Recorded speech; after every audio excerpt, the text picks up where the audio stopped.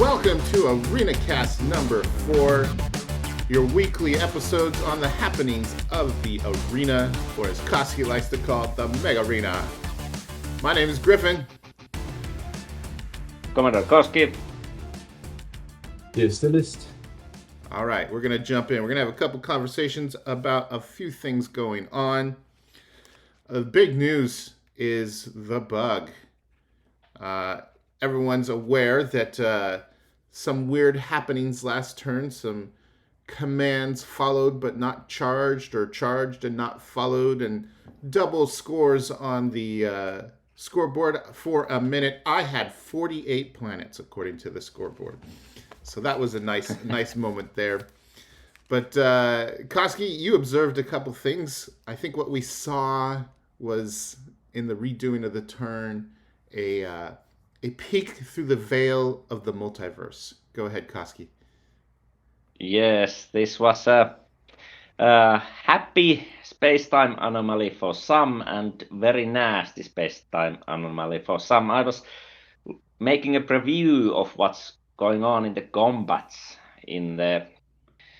for my report, and I just realized that the outcomes of the two major combats were different before the bug and the rerun of the turn. The two major ones, one being exactly that, Tay's homeworld. Cram started his assault to Tay's homeworld, and the other one was the Jason's and Cyrus's showdown. Yep. In the beginning, this rush had quite a good showing. Yeah. But it looks like this time it didn't make it out of that first combat unscathed. Yeah. Both of the major conflicts turned upside down.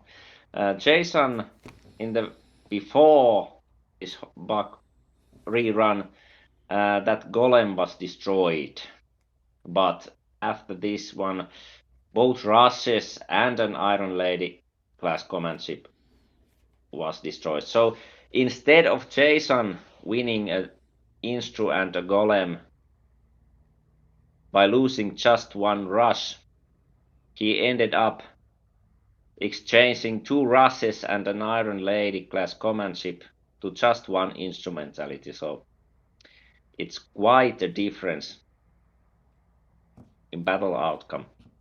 Definitely. Yeah. Poor little Iron Lady. Yes. He was not supposed to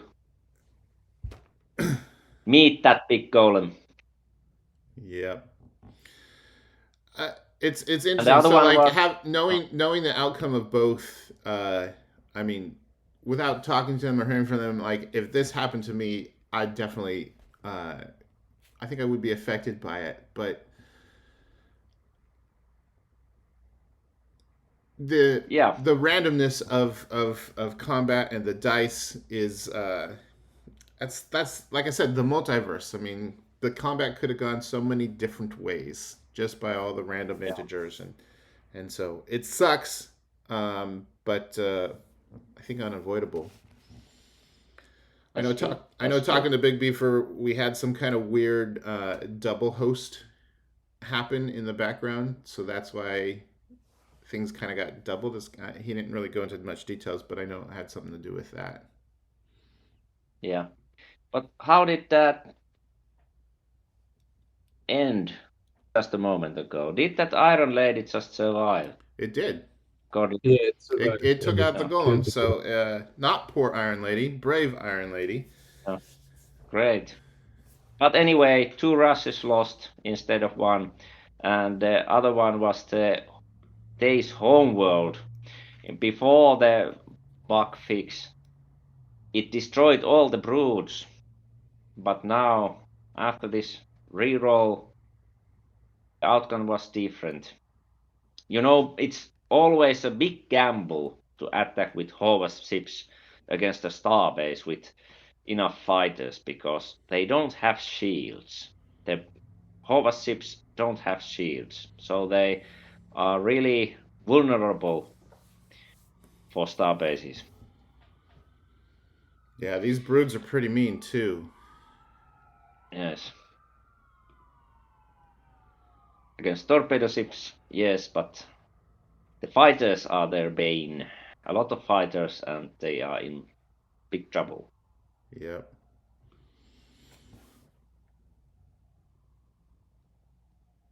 He must have some protofield infections, right? I'm looking at the damage of these ships, and it. Oh, now I we went think somewhere he else. sent away for Stingers. I think he sent away for Stingers the turn before, Yes. and that's why every ship was damaged right there. Yeah.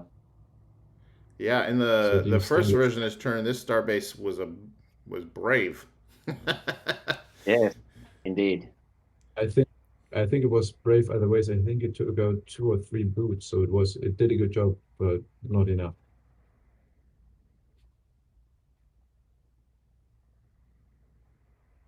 Although you have to say with everything re-rolling, for me it was quite a pleasant turn because I lost a ship in the minefield the turn before, but it didn't end up hitting a mine this turn, so I'm quite happy about that.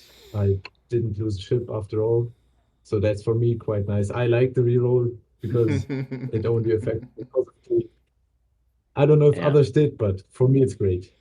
The multiverse giveth, and the multiverse taketh.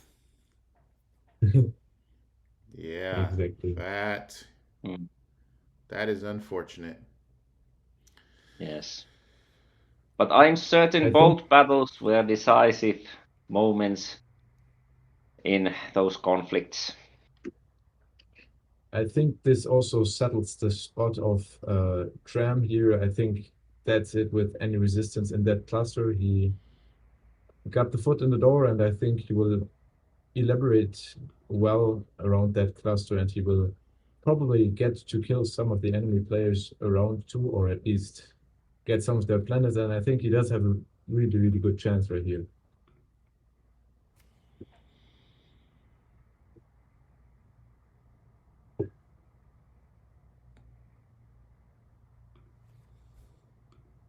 More than a couple combats here. Yes. Yeah. It's Horvath's planets. They are They tough. always Yeah, it fight. does not look good for Tay. How is he doing? What's he got left? I think only 3 planets on the I very think you cluster. saw Got pretty much everything. We 4 saw ships. everything that's left. Yep. What does he got for ships? He's lizards.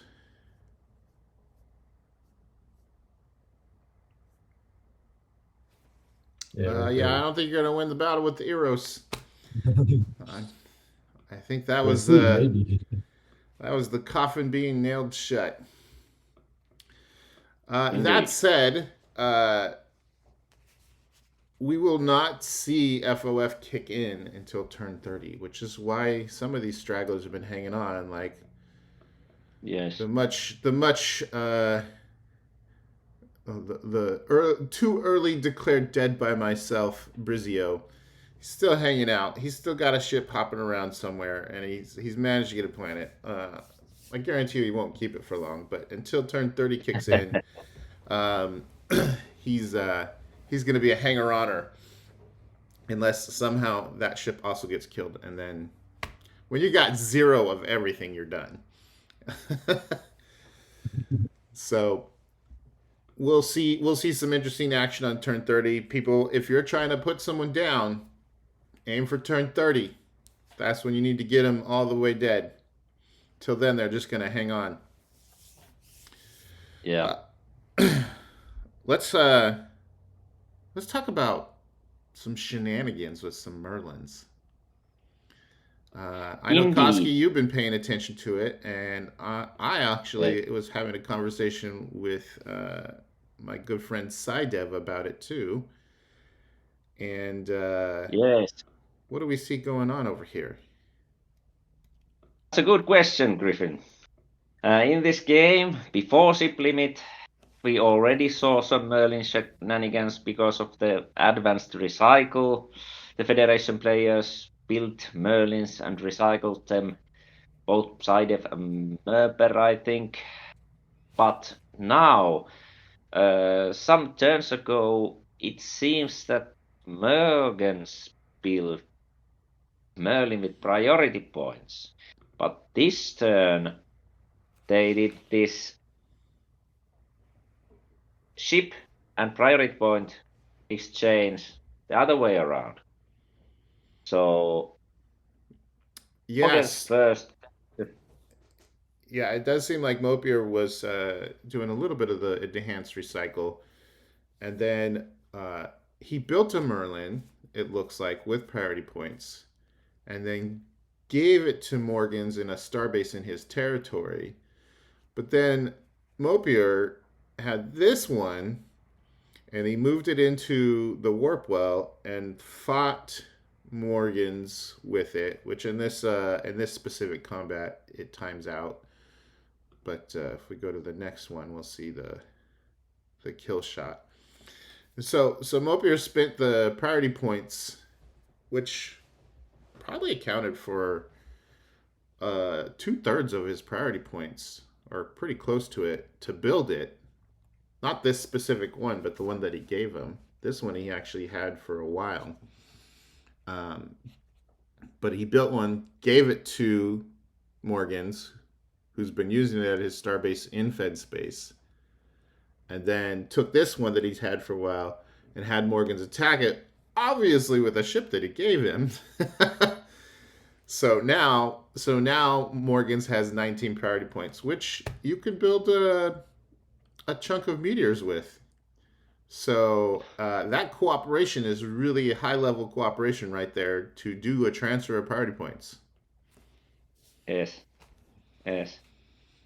Indeed, and something that I don't quite follow through till the end. But perhaps when we see in the end just big loads of ships built and priority points. Well, you look at Morgan's here, and he's got 1, 2, 3, 4, 5, 6, 7, 8 meteors, and actually Yeah, a couple of Merlins too. He's got 3 Merlins. yeah, and well, the Merlin is best privateer battleship also if it's got a heavy. You did But like talking about that, yep. yeah, but he also has a rush and fire clouds and soon a superstar destroyer. So I think I think he's the I think the idea with the Merlins was to build the Merlins for him, to build the Merlins to get the priority points and then give them to somebody else to destroy them to get the priority points back.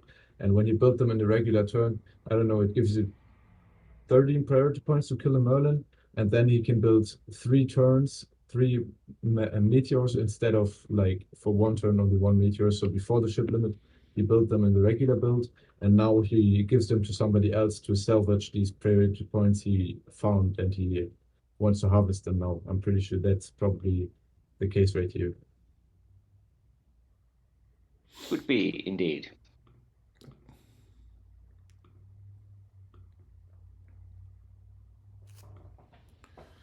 Anything else on the Merlins? Well, what's interesting is that the whole build queue idea that we changed from classic into the new build queue systems. One of the ideas was that it would remove need for Merlin shenanigans, but we are seeing a renaissance of Merlin shenanigans in campaign game. You know what? That's an interesting point to bring up. Is just kind of like what the ship queue has been like in this game with 57, 58 players, whatever it is, Yeah. and and kind of what expectations were versus what we're seeing. And with the admin team, we talked a lot about, and we even engaged the community about this, of whether it be PLS or PPQ, and that's when we came up with the idea to do increased PP earned for combat mass, for the mass of the ships destroyed, not combat mass, but the mass of the ships destroyed. And I think that's having an interesting effect. I think a lot of people thought that there would be so much combat that we would be dipping below the ship limit. But we've been steadily increasing.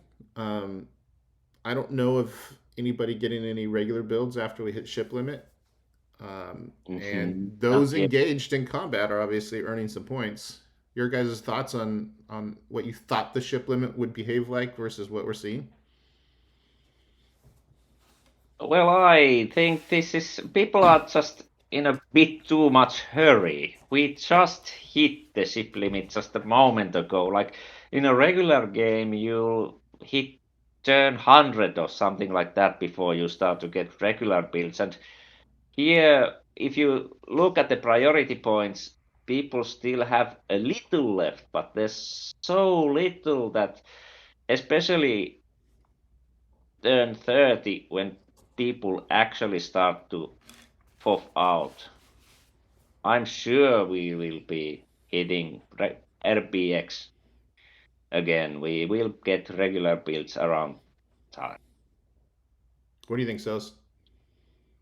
So for my part, I also expected to get the ships destroyed faster than they are rebuilt. So for the priority points earned, that they are not instantly spent, but they're rather saved. So we dipped below the ship limit. I thought that as well, but right now we can see pretty clearly that this is not the case. For example, also with the Merlins, maybe that was the idea, because with the Merlins, if you build them in one turn before the ship limit, you have like 3 turns of builds left if you want to play to build the meteors, for example, because you can build 3 meteors for the price of one Merlin in priority points.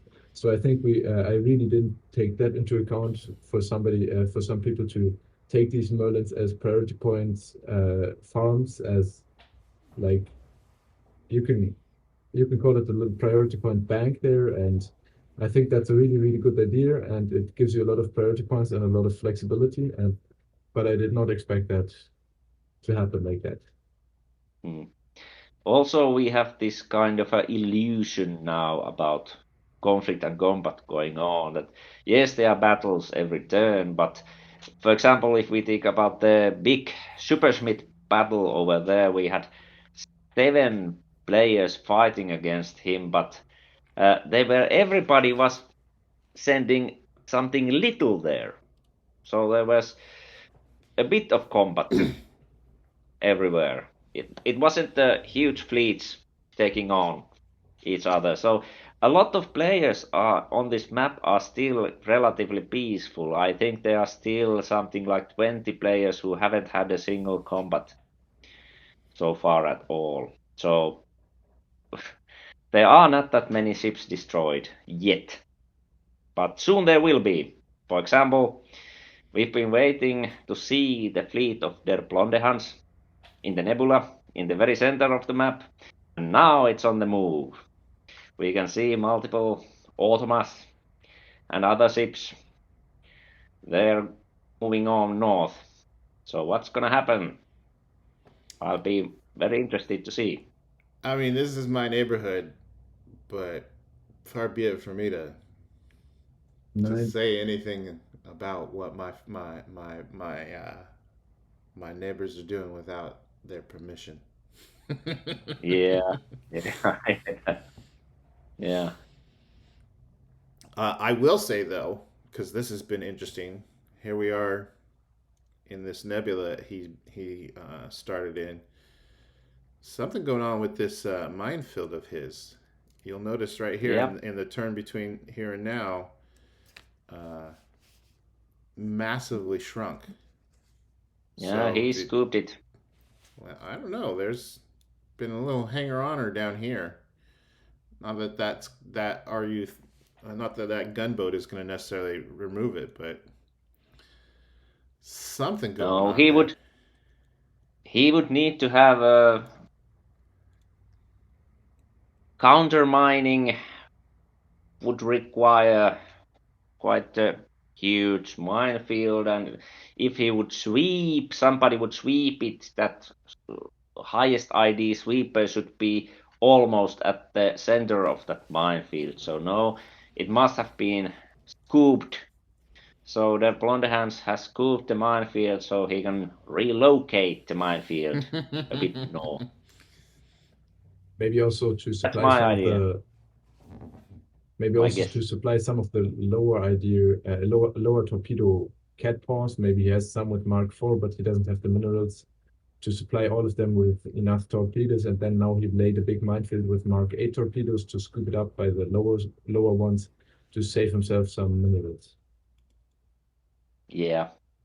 Although if you do that in Nebula, we'll lose some extra because the They do shrink faster. increased Yep. decay rate. Well, it should be fun to watch, see what happens there. I think Indeed. I think I know. So so we'll see. What other big movements have we been seeing going on? Anything else new developing? Koski, you're watching the whole map on a Well, daily basis. I'm watching, and what's really interesting to me is the southeastern quadrant, the one most peaceful. This is true. I mean, we got some stuff that happened down here, right? Yeah, the Mecha Base conflict that took for long our hero Mecha Base, and he's still around. But what West and Tesupu and everybody are doing, Tesupu especially, he's up there in Psydev's cluster now. He has a starbase there, and also Neodemus there, and everybody else. They seem to be very friendly, very friendly neighborhood. They are really planning something. Mm-hmm. I And think Neodemus. Neodamus, he actually is the current top priority point holder. Yes, indeed. He already had a huge load of priority points before the ship limit to his starbases are not building much. But now he has potential to build MCBRs. Yep. But he seems to be doing some cooperation with Blue Jay, the crystalline to the east of him, and a lot of that action is also in Nebula, so we can see. What are they?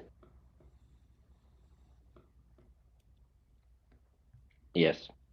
So But there's a lot of Go ahead. Yes, there's a lot of friendly cooperation and building up and stuff like that. Where they are heading at what point, that will be interesting to see. Yeah, I like one of the things you said in your recent broadcast about the degrees of separation means that at some way or another, there's probably someone you're at peace with who's at peace with someone who's either you're at war with or they're going to be at war with. It's like this weird, like, it's a lot of second cousins going on here, if you know what I mean. Um, so that would be an interesting, fun thing to try to map out if people would tell you like what the connections are all the way around the map of like how many degrees of separation between peace are you with every other player. Yeah, I think this is extremely good because a lot of people kind of think about these relations in 1 or 0, that you are either you have no treaties or anything, or you are at alliance. Yeah. And some people think that if you do some trade with somebody, then you are allied. But that's not true, of course. You can have trade, you can have border treaty, you can have defense agreement, you can have all kinds of mutual different level stuff going on.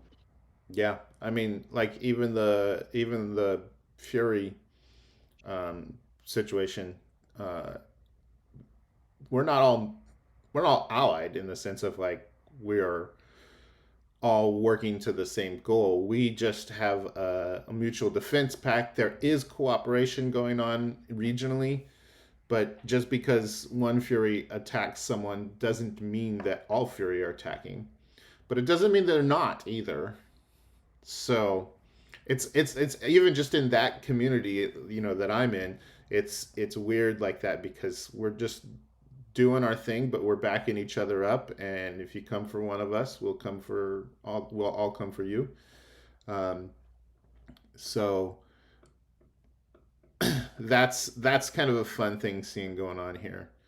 I will say also up here, Super Schmidt. I don't know if you caught this because I haven't heard you say anything, but look what we got here. Yes, that was actually something I was thinking about reporting because so far, as I mentioned, everybody over there has sent something a little against Supersmith, but now he has that stronghold where he has 2 jackers and a hive, and now it doesn't matter who is going in, the one who is going in will lose some serious ships and firepower. So are they just going to think that he's small enough and he can keep that reservation over there for himself? Or is somebody bold enough to take action against that? Well, in the group Stronghold. conversation of people who are attacking Super Schmidt, I can tell you that someone posted Planet S637 is a problem. So yeah, look at the mass on that sucker. Nearly 24,000 kilotons. That's something that's a nut to crack right there for sure. I'm always a bit confused about if you hover over the hive, it says threat none. I think this is quite not I true, think but that's wrong. It should be something like extreme. Completely harmless. Yeah. Completely harmless. Nothing. Nothing to see here. traitors will defeat it. Of course, if you would want to be just nasty and silly, you could just fight to sweep the protofields away and send some privateer cloakers there to rob them and move away.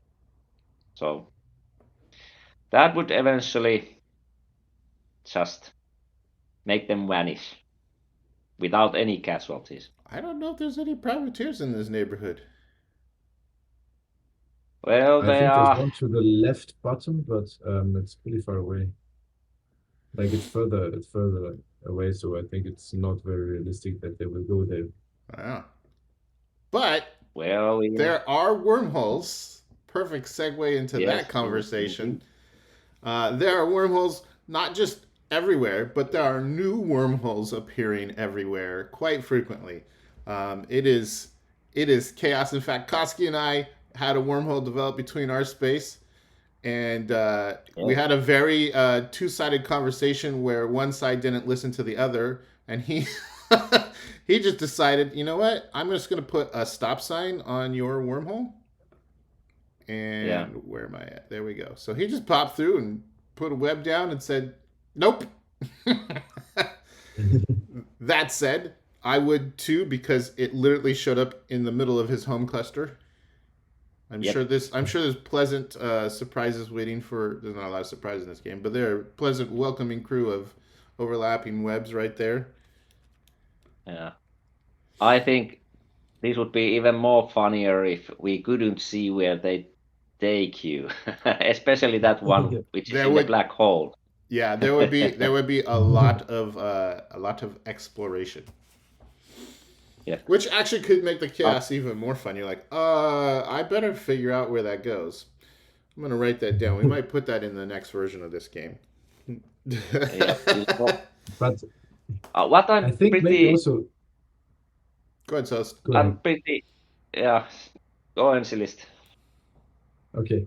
So I think maybe the best part is if you don't reveal them at first, but if somebody scans them, everybody can see them. So there can just pop up homeworlds right next to your homeworld you weren't aware about, but then they will be scanned and then you can start to see them. Because if everybody sees them, everybody keeps an eye out. Oh, there's a homeworld close to my, there's a wormhole close to my homeworld. But if you don't see it and maybe somebody explores the wormhole and just pops out right next to your homeworld, it can be even more fun. So that's just my opinion. Mm-hmm. Indeed. And the other thing is that there are many wormholes are in other games are surprisingly long lasting, and I think here also I was surprised to see new wormholes so soon because I think the old ones are still around. So if we are going to get new wormholes at this rate, this will be quite a cheese. This Yeah, I was looking at category. that, and I'm surprised to see so many just appearing new. Like, I don't have any insider knowledge that something was changed on that, but I will tell you that the wormhole count is 57. So, uh, you're right. I think My it's even experience more with than that. wormholes is that they usually stick around for a while. It takes quite a while before they start disappearing and new ones appear. But I mean, I can just tell you in my neighborhood. I mean, look at this cluster of wormholes over here that Yeah. you know all over the place. In fact, I think a new one just showed up. Where was it? Not that one. Not that one. Not that. Yeah, that is a funny one right into the black hole. Um, there's another one that showed up. I don't remember where. But yeah, they're all over the place and they're popping up new. This one's pretty useless. Um, um, but Yeah, I kind again, of like that keeps the chaos going. This is the new one. No, that's not the new one. Where was it? There was a new one that showed up. But yeah, I mean, I'm surprised not to see more ships popping through wormholes, and maybe you guys tell me in the feed. Is there sort of like this? If you don't pop through my wormhole, I won't pop through yours. Kind of like unspoken agreement. Because I'm just a little surprised not to see more wormhole transit. yeah, for example, we also had the two wormholes next to each other, next to each other's homeworld. I think it was at the nebula. I don't remember it exactly, but still, it was Empire to Colony or something like that, and nobody ever traveled through. This surprised me a lot, actually. I think it was Planet 693 or something like that, but I don't remember anymore. Ah, okay, no, definitely not that one. Or was it? I think the one below it, the wormhole below it. You see that? I think yeah, that one Yeah. connected to homeworld quite closely, and I'm very surprised to not see anybody jumping through there and trying to attack the other one, but just calmly uh, keeping their distance. Because if my homeworld would be 2 turns away from another one's homeworld, I would just think if I attack him now, maybe he can't attack me anymore. But yeah, seems that these guys have found a peace agreement right there. I am a little surprised that you aren't seeing.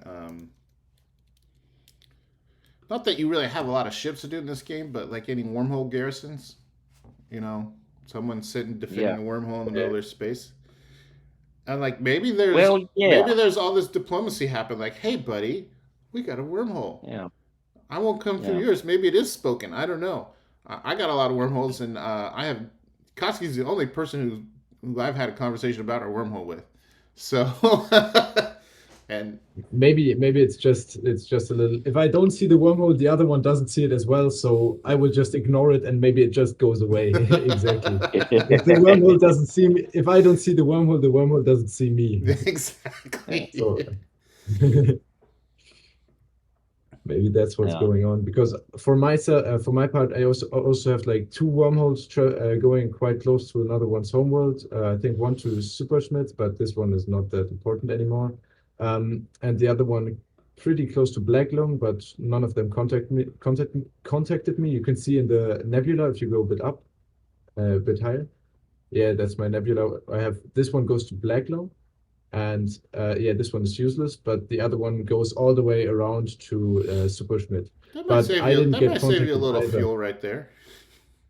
Yeah, that could Mm. be possible, but Yeah, I'd rather keep my ship missions on other things, but yeah, it go wraps all the way around to Super Schmidt somewhere there, right there, and that so it's actually not that long of a distance. It's just from the bottom, Oh from the yeah. left there up to yeah. But it would be a bit nice to have that, but I don't think it's a problem for me. But yeah, so I don't really mind these wormholes at all. I'm probably pretty conventional there. If I see someone next to me, that's the guy I'm concentrating on. That's the guy I'm putting my focus on. For example, the Borg is now quite close to me, so this guy is who I'm looking at. But yeah, as you can see there, I have a Wait. level Hold on. 3 of ships. I wanna address that language. The Borg is now quite close. You mean you're now quite close to the Borg? Yeah, that is true. I mean, he was quite close to me. He had a planet. He had the cluster next to my homeworld cluster. Was taken and by him mostly, but I took it back. So now I am quite close to him. yeah, But yeah, I think I also just wanted you to can point see out that the right there. you can see the vendetta there too. This was the ship that got spared. So the other one hit the minefield instead of the already damaged one. So I really like that because mine got spared that way, and I can retreat them now. So that's why I really like the remake of this turn. You got It's some just help. Yep. arcing. Yeah. Looks like he's been shrinking quite a bit, right? You guys have been putting the Yeah. Yes. pressure on him. He was. Yeah, he was first place. I mean, it's quite interesting because he is allied with the birds, as far as my intel He was goes. supposed And to be. yeah, They but mentioned I that didn't it's see their really much. shared cluster. Oh. Yeah, and now I think the bird just said, "Do your own thing," and I do my own thing because I think it was not worth for him to defend the Borg. As you can see, the cluster is still shared, but the bird has a lot more shared cluster than the other ones. So it seems that they both are equal, but the bird is a little more equal than the Borg right there. And I think he is attacking. He's taking down the Borg right now. So Mm-hmm. Yeah.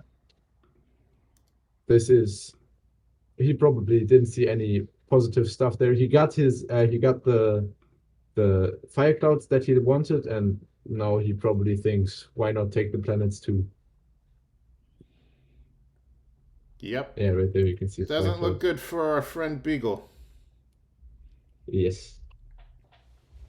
But beagles are so cute. Um. All right. Let's talk about.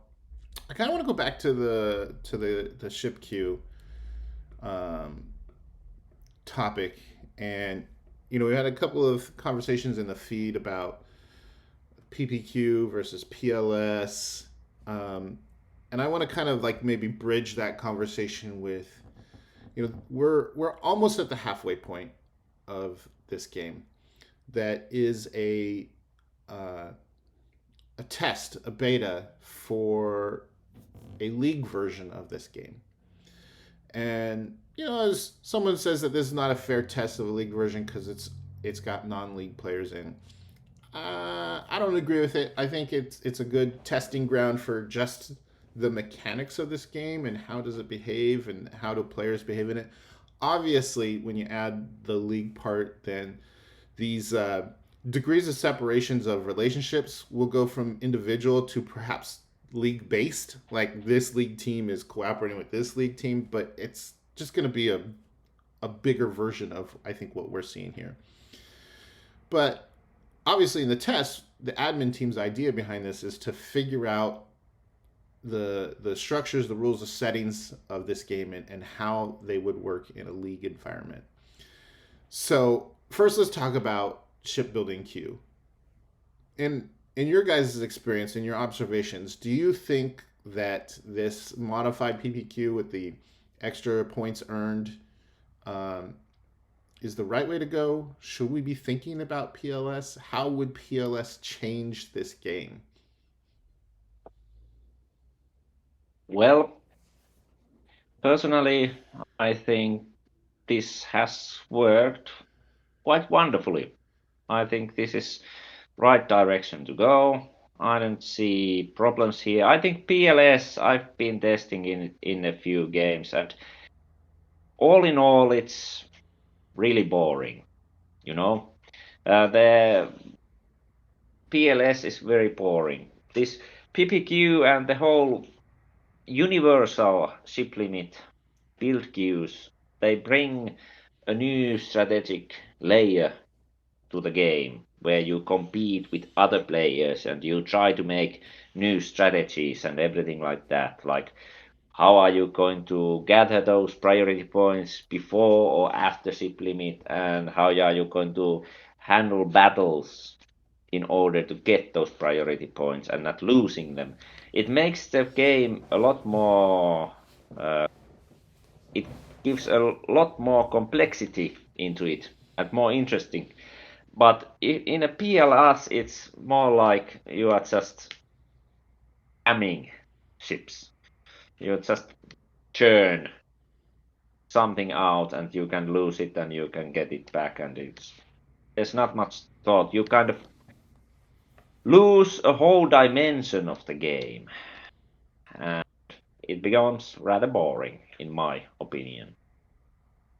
I think also it's a bit more uncomfortable than the PLS queue, because if you want to build more ships, you have to go out there and you have to fight and you have to get new priority points. But that's also the idea, because I think this is really important, because we will probably see in the league game most people will be more pacifistic, because they don't want to go out. Because I think, as far as I heard out, it was like that the people, if they all stay in the game and have like 10 planets, the league team will get points. And I think this will make most of the people very, very pacifistic, because they just don't want to attack and then lose their ships. But if PLSQ is enabled, this will even support this strategy even more, because you just need to keep some planets. You can always build 20 ships. You can recycle the bad ones and you can build better ones. And I think this one really encourages you to really attack, to really take some other ships down with your ships, to really invade other people. And I think this is a very important aspect, because in the normal league game, you will not see people being very risky. But if it's like that, the riskiness is rewarded way more than just playing it safe. So I think this is a very good idea to keep the league game crispy and keep that momentum going. Yes. I think also Then, if you had PLS, you'd see everyone max building their to Yes. their ship list. You wouldn't see to see a couple of major carriers is a big deal in this format. But a lot of the torp races and smaller races, they're fielding quite an array of ships that you're not used to really seeing a lot of.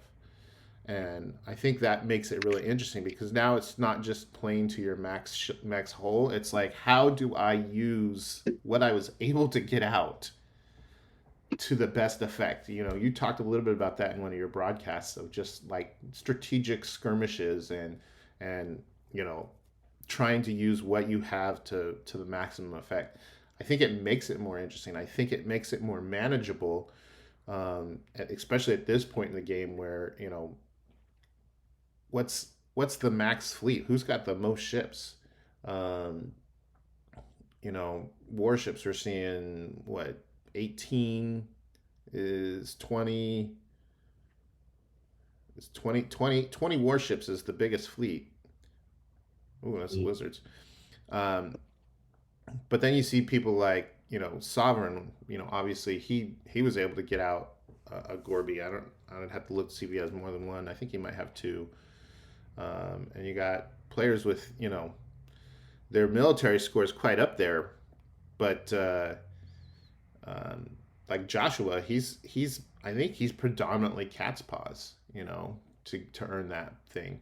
So you're seeing a lot of different, like, using different levels in your ship list to accomplish your military objectives. indeed, indeed. And I've been very pleasantly surprised of how well, this all has turned out. A whole different question then is that should League have something like this at all? That is a whole other thing, because I think the biggest question is, this is a topic and theme I think we are going to return to many times, but we have like chess, which is completely equal. It's about competition, it's about no surprises, everybody knows, and everything is symmetrical and stuff like that. And then we have uh, and that's the competition side. Then we have fun, and we have been now. Joshua mentioned that we have fun is the theme for this season, and fun is about discovery. Fun is about surprise. Fun is about something random happen that surprises you, and that's complete opposite of the chess, where there is no surprise, no randomness. And we have this. The fun is not necessarily extremely good for competition, because it can be seen as an unfair thing if there's a lot of randomness. So we have to balance the competition and the fun side, the discovery and randomness, and also the equality and the fairness of the competition. So Yeah, that's kind of you might have something there, but uh, I think it would be good. I think it would not be a bad thing if the competition was also fun, because we are trying to play a game here, just as a yeah. counterbalance to that. So, do you have anything to add to that?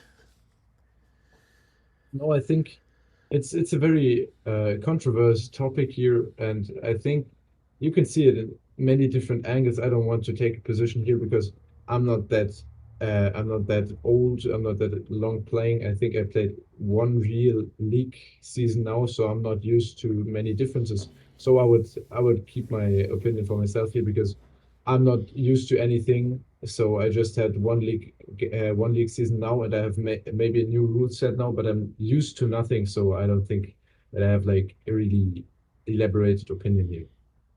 Yeah, I'm in a league team, and they are a very communicative team. I've barely played any league games. I don't even know. Like for me, that's not what I'm playing Planets for. Um, but a lot of people really latch onto it, and it's something that they enjoy. Koski, you enjoy playing League? Yeah, definitely, definitely. Yeah, I love the competition and the fact that there are a lot of players who are playing until the end and trying really hard. These are the hardest games yeah, I could each see that. year. I can see that, and my league team's conversations about them is like they are tough. And there's nothing wrong with a tough game, and maybe I will. I just haven't really kind of like haven't. I only play like a couple games at a time, so uh, and one of them is almost always usually like my home group. So and also I really love playing campaigns, so there's not a lot of campaign options in League.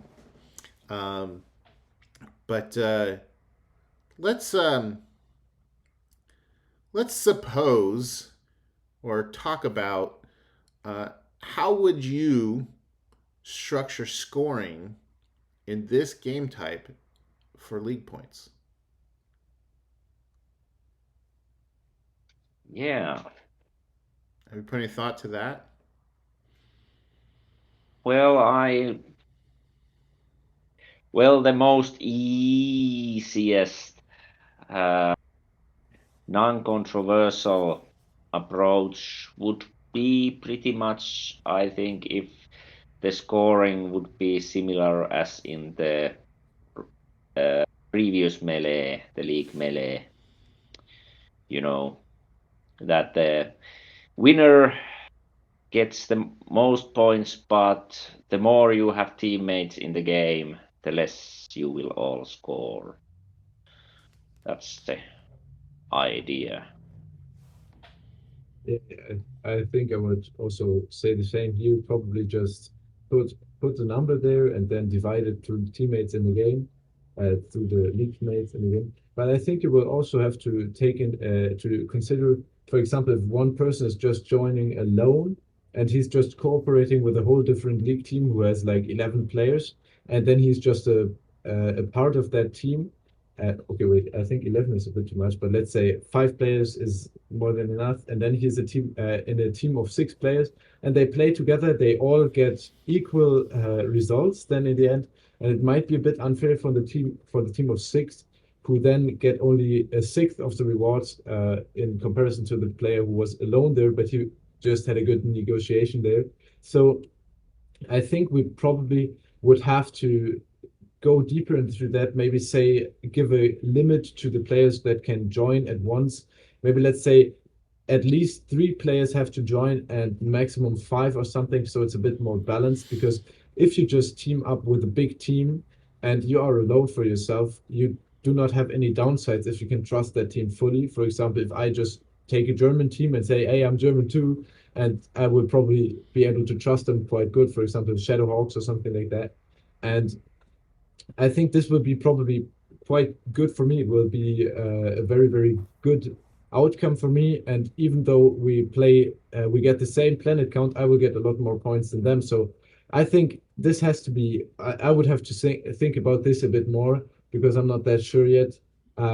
It will be very interesting because we had nothing like that before. And maybe you should structure it a bit more like the team of 3 games or team of 2 games, and give really a hard cap for the players and the minimum for the players that have to join, because I think otherwise it will get a very, very unbalanced point system.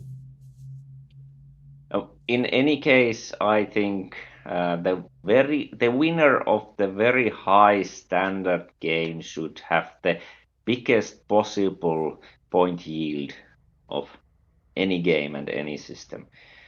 That's I think I would say idea many people have. I would say maybe besides the champion game, I think maybe that should give a bit more points. But yeah, I see the Well, point. I the see the points point. are to get in the champion game, so I don't think the champion game Yes, gives you points. And the goal is to yeah, earn the points to get in it. indeed. All right. Well, what do we're almost at the halfway point. We'll probably our next broadcast will be just after the halfway point. Any predictions on how things are going to turn out, guys? I mean, we're looking Well, at the I'm going scoreboard to here. yeah, I'm going to predict. Well, I'm going to predict that we'll be starting those regular builds around that turn 30 when the FOBs start to kick in. That's my first prediction.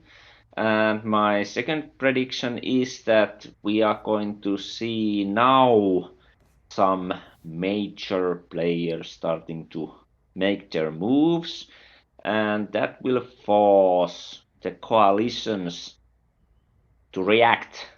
We'll see if my leading the match prediction works or not. It would be So, interesting. okay, so for my part, I think I will go a bit on the players. I'm still a big fan of Jezerimo getting a hang up there on the scoreboard. He has a good stronghold in this cluster, and I think he also has quite a good military. Not the best of all, but I think he will be able to defend any big attacks. He also managed to defeat the competitor in his own cluster.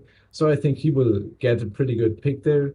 Um, but besides that, I think it will get very, very, very, very interesting, because now I think now the first players start falling, and now really the big movements start happening. And I think within the next 10 to 15 turns, we will see probably the heaviest combat now. And then we will see many players lose a lot of ships, and we will see if this will make the ship limit go up, or the ships count go up or down. And I think it will now the most interesting part begins, and it will probably play a big role the next turns on who will actually carry the victory away here. Somehow, as an utter surprise to myself, I'm at the top of the planet count. I don't know how that happened, um, but I don't think I'll end up in the top percentile. We'll see. I do agree with you. Jesmera is a strong looking, and Der Blond Hans I think might have the highest military score. I was just scanning through, and like you said, he's on the move, so something to watch for. But also, who was the colony player that had a surprising amount of Virgos? That I was think he's Domlos. Domlos. Tomlos at the Yeah. top. Yes, he's like 10th place or something like that. yeah. He's yep, there he is. He's doing pretty good. He's looking pretty good too.